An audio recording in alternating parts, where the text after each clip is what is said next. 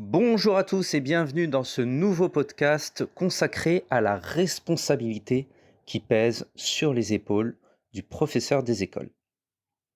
Alors effectivement, il y a une énorme responsabilité qui pèse sur vos épaules lorsque vous êtes professeur des écoles et plus généralement enseignant.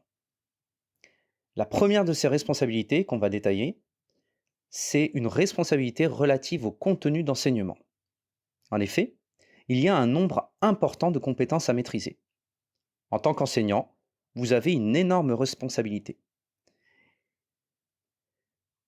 En effet, vous avez des objectifs clairs à atteindre en termes d'enseignement. Ainsi, vos élèves devront maîtriser de nombreuses compétences spécifiques à la fin de chaque cycle. Il est possible de se procurer un référentiel de compétences sur le site du ministère de l'Éducation nationale.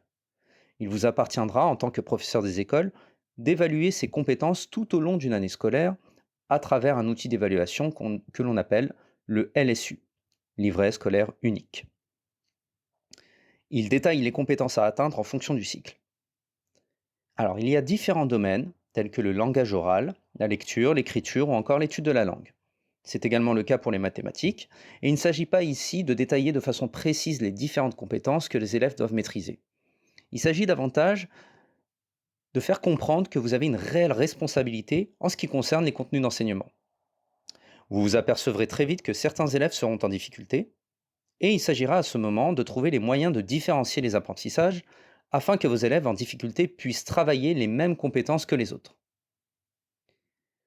L'une des compétences principales à maîtriser, et peut-être une des plus complexes à maîtriser, est la compétence de lecture.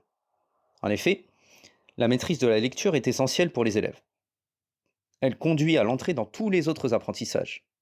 Vous avez donc, en tant que professeur des écoles, une réelle responsabilité à assumer pour que vos élèves puissent entrer dans ces différents apprentissages, notamment celui de la lecture. Une autre énorme responsabilité est celle d'assurer la sécurité des élèves. Vous devez, en tant que professeur des écoles, être garant de la sécurité des élèves qui sont placés sous votre responsabilité.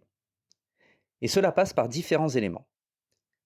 La première règle à ne jamais oublier, c'est le fait de ne jamais laisser un élève seul.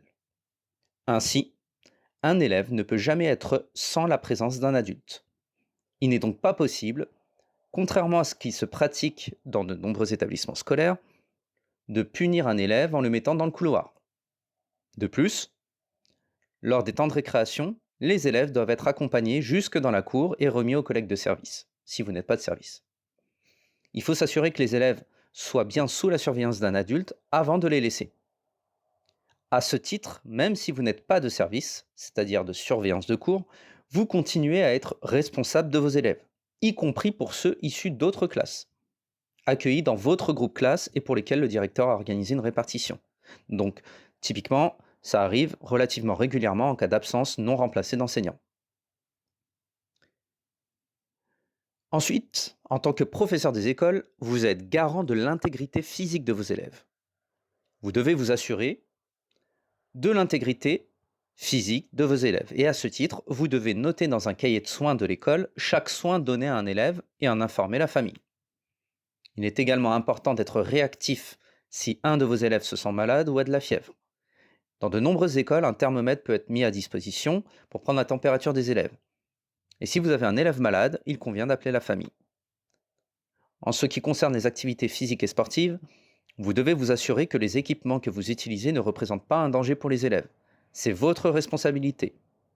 Les séances de sport conduisent parfois à certains accidents, et ces accidents sont souvent liés à un non-respect des consignes par les élèves ou à une mauvaise organisation des apprentissages par l'enseignant.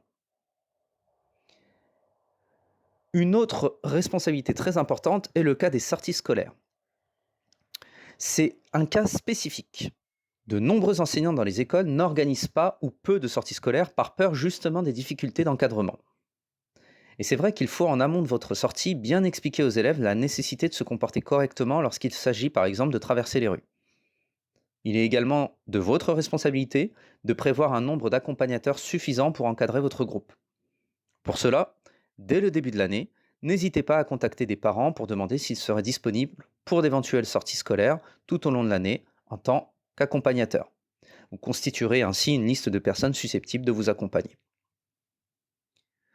Enfin, toujours dans le cadre de la sécurité des élèves, en classe et en dehors, vous devez compléter ce que l'on appelle le registre d'appel. Le registre d'appel est un document officiel attestant de l'assiduité des élèves. L'appel s'effectue donc sur ce registre dès l'entrée en classe du matin et de l'après-midi. Il doit être complété au stylo dès le premier jour de classe. L'absence de l'élève le matin est codée par un trait horizontal et celle de l'après-midi par un trait vertical.